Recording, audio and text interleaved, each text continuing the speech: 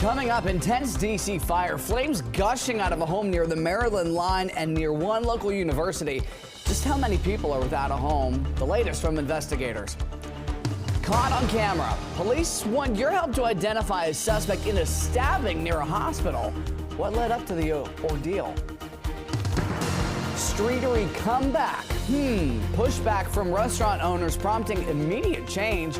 How dining may be bolstered in the DMV. And the cold weather is in place. The clouds are increasing, and we could have a couple of snow flurries tomorrow morning. We'll talk about that and who may see them coming up. Seasonal savings, tips and tricks to keep cash when making holiday purchases and to avoid bad actors during the season of giving. We're stretching your dollar. You're watching the station covering all of the DMV. This is DC News Now. Good Sunday evening. Thank you for joining us for DC News Now at 9 o'clock. I'm Ben Dennis. All new tonight, 2 people are without a home after thick smoke was spotted over northeast DC. All this unfolding near the Maryland line this morning. DC Fire says they responded to a 2-story house on Queens Chapel Terrace in the North Michigan Park neighborhood. See, those winds not helping things there. This is near Catholic University. Flames spotted on both floors and the back deck of the house. 2 people inside got out okay. No word how the fire broke out. Another family is without a home after a fire in Montgomery County today. Crews say this broke out at 4:15 p.m. at a 2-story farm home built in 1897 on Bealsville Road near Poolsville. Firefighters say flames were found inside an office on the first floor and quickly spread to the floor above. Officials say that home, and yeah, no doubt, had extensive damage. Plus, the homeowner was checked out for minor injuries after trying to douse the flames. Everyone else escaped safely. The fire is initially believed to have started accidentally. Staying in Montgomery County, police say an underage boy was hospitalized after he was shot this weekend. Police say they responded to reports of a shooting just before 4 Saturday afternoon in Germantown on Birdseye Terrace. This is off of Warning Station Road. Now, authorities say they were not able to share the age of the boy, but he was expected to be all right, adding no arrests have been made. In the district, police want your help, and that's to identify a suspect in a stabbing case from late November, not far from Howard University Hospital. Police are looking for this unidentified person, the one who is not blurred, after they say the victim was approached by someone they did not know while they stood outside on V Street Northwest. This unfolded the night of November 21st around 9:30. MPD says the suspect started arguing with the victim before things got physical. Suspect stabbed the victim and took off. Victim's going to be okay. You can text a tip to 50411. Interesting circumstances in the district. A man from Alabama was arrested after allegedly handing a note to an employee at a bank demanding they give him cash, but then he waited outside for that cash. D.C. police say 61-year-old Bruce Dudley Lord was charged with attempt to commit robbery. This unfolded Saturday morning on 8th Street Northeast near the Giant grocery store. He reportedly passed that note to the bank employee, demanded the money, waited outside, but MPD says officers quickly found Lord, then took him into custody. 9:03, happy Sunday, Scott Sumner. We have gotten through our weekend, the first full weekend in December, getting closer to Christmas, and we're getting closer to colder temps, right? Oh, we're in the colder temperatures, but yes, you're absolutely right, Ben. Yeah, we're going to be seeing cold temperatures here over the next several weeks, and right now it's clear and cold, 36 degrees outside here in D.C. We'll see those temperatures continue to fall throughout the evening, getting down to around 30 degrees below the freezing mark here as we go throughout the wee hours of the morning, if you will, and technically even colder than that, possibly around 9 o'clock, down to around 26 degrees. Why? Because this front, which is moving through now as we speak, it's an Arctic front. It had brought a couple little snow showers and snowflakes up in some of the higher elevations of Garrett County earlier, but no accumulation. And what you see here, these are warnings, or excuse me, advisories, winter weather advisories, warning that there may be some snow and accumulating snow down towards the Richmond area, but it doesn't look like it's going to be up here in D.C. As a matter of fact, you head out the door on December 8th, you expect expect just the cold to be with us here with a morning low of about 30 or so around 6 or 7 o'clock. Morning temperatures in general around the Beltway, upper 20s to lower 30s, and breezy as well. A northerly breeze at 10 to 15 miles an hour. We'll talk more about that and a full forecast coming up in just a few. Ben? Somalians should be out of here. They've destroyed our country. President Trump says that he's sending ICE agents to Minnesota targeting Somali immigrants who are not American citizens. But the president went a step further, saying he does not want Somalis in the United States. Now, the Treasury Department has announced an investigation into alleged illegal funneling of taxpayer dollars by Somalis in Minnesota. I sat down with a local cab driver who told me about his journey to the United States and says he's personally offended by the president. The country's no good for a reason. Their country stinks, and we don't want them in our country. I could say that about other countries, too. How can you insult immigrants? Your wife is immigrant. Inside Kulan Cafe in Falls Church, Virginia, Somali-born Samantha Muse Samantha is personally offended by President Trump's latest comments about immigrants. The self-described D.C. cab driver of 40 years says he's an unapologetic conservative. I'm extremely conservative. And after becoming an American citizen, he voted for both Bush presidents. But he takes issue with these comments. They contribute nothing.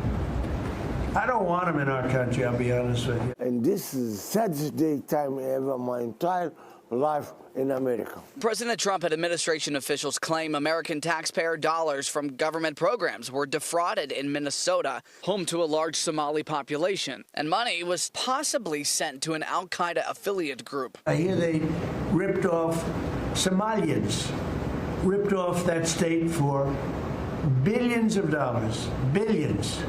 Every year. The Associated Press reports there is little evidence so far to prove a link. Some stupid people steal money. Back at the restaurant, Samantha became emotional talking about his journey and questions why working people like him should be targeted. We are a community. These are people that do nothing but complain. They complain. I'm an American citizen, 1982. I'm 67 years. Story out of Falls Church, Virginia. All right, turning our focus to West Virginia tonight. That's where those two National Guard members are still in the headlines, including Staff Sergeant Andrew Wolf. He's in serious condition in the hospital. He's still recovering. As we reported last night, some good signs reported by his family. He was shot along with Guard Specialist Sarah Beckstrom in that ambush-style attack in D.C. a day before Thanksgiving. Sarah was killed, and as Andrew recovers, Congress held a hearing on violence against police. FBI data shows assaults on officers hitting a 10-year high in 2024. The National Sheriff's Association calling for some congressional members to tone down their rhetoric against law enforcement, including on ICE agents. Some Democrats are questioning some tactics, like ICE agents wearing masks.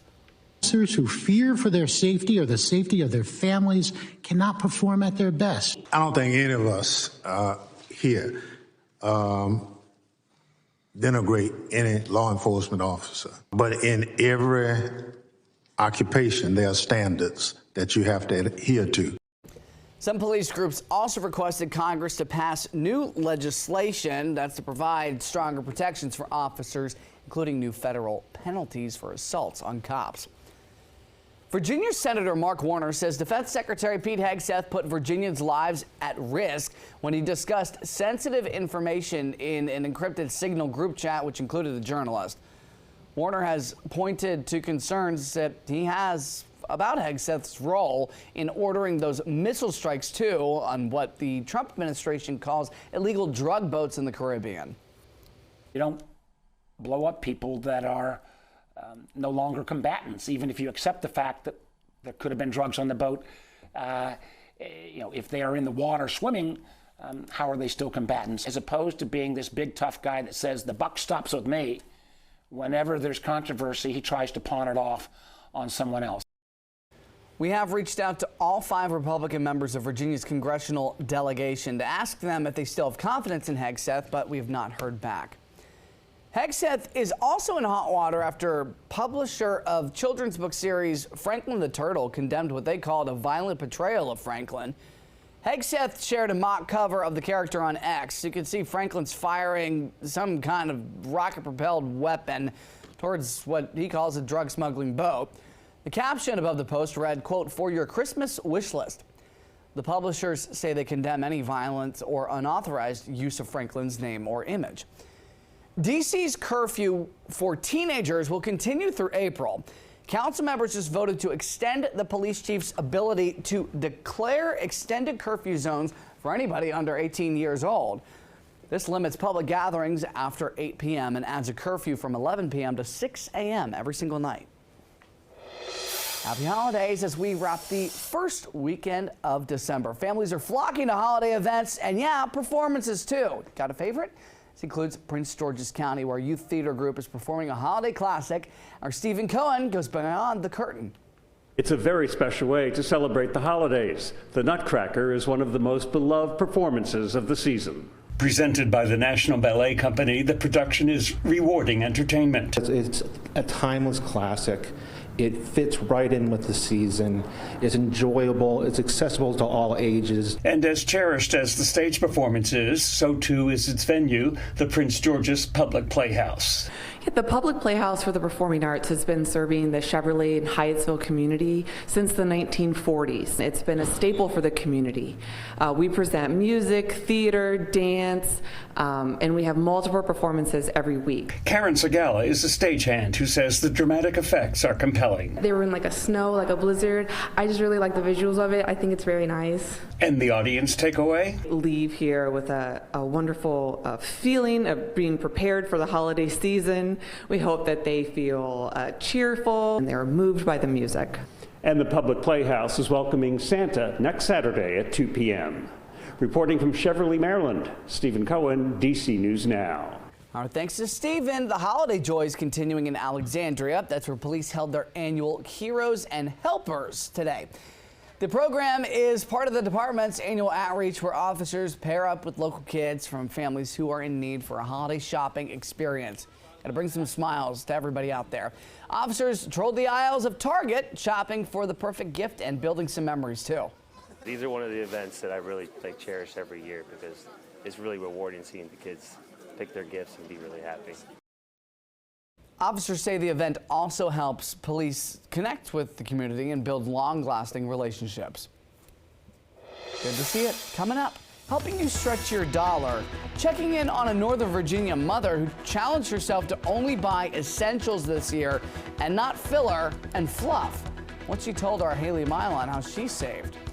Time now, 9:12. We take a live look at the National Cathedral. Scott Sumner, of course, has your full forecast right after the break.